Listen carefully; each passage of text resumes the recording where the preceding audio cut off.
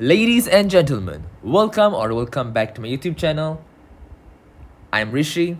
This is the second episode of the series How to Study. In the first episode, we took a look at the forgetting curve and how to overcome it by having spaced repetition.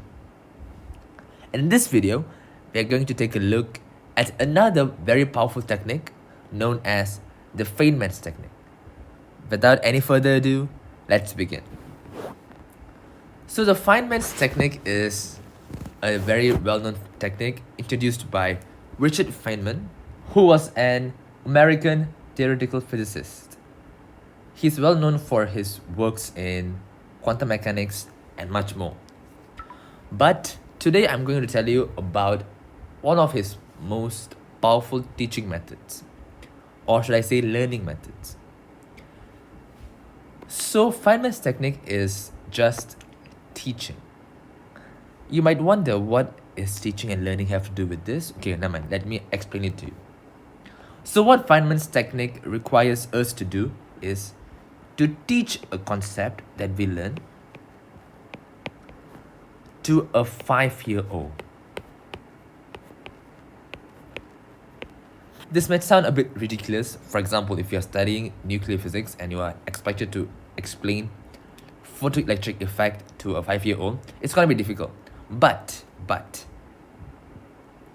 the theory is that if you are well versed and you completely understand a concept,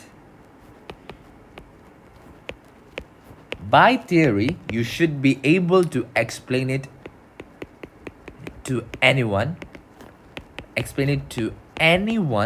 by distilling the key information.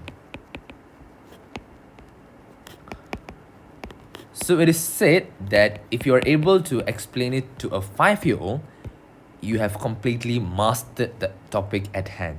Because it's very difficult to explain to a 5-year-old because you can't use the scientific jargons that we use to explain complex things. You have to break it down into the smallest possible components in order for the explanation to flow well and also to be understandable. So this Feynman's technique is very much used by students at schools.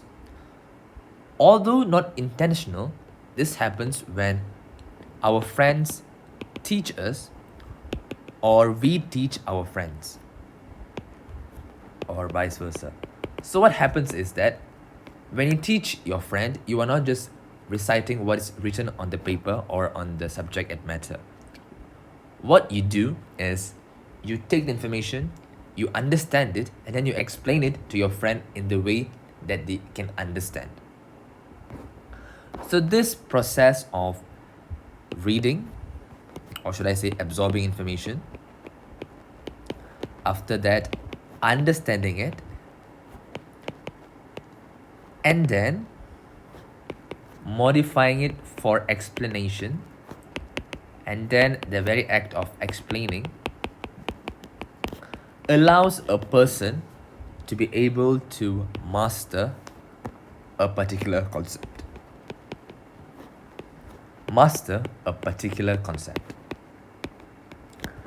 Some of you might ask, so where do I find a 5-year-old? Don't ask me that question. Come on. You don't need an actual 5-year-old. It's just an analogy. So what you need is, just imagine you have an imaginary friend, or if it's too creepy for you, take your teddy bear and explain to it. Teddy bears are still kind of scary, but the thing is, you have to verbally explain a concept so that you can see which part you are liking. Because when you start explaining, you will start to realize that you can't explain a specific part with greater details. So what you can do is, you can go up to that part, do some research and polish up on it. So when you do this, what will happen is you'll start to fill in the knowledge gaps here and there, and as the end product, you will have a complete understanding of the concept.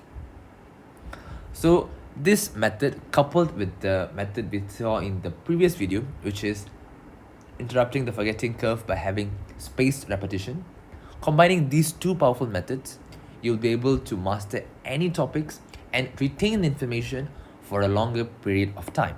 There is one famous quote that I do not completely agree upon, which is, those who can't do, teach.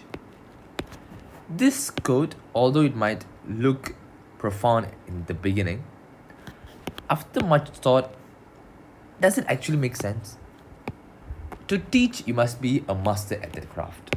And for the teachers, being the masters, being the experts, they tend to have a lot more experience and they tend to have a lot more skill to actually do it. So this, although this might be true in some cases, but in most cases, if you can teach, you can do it very well. With that thought, we have come to the end of this video. As usual, thanks for watching and I will catch you in the next one. Till then, bye bye.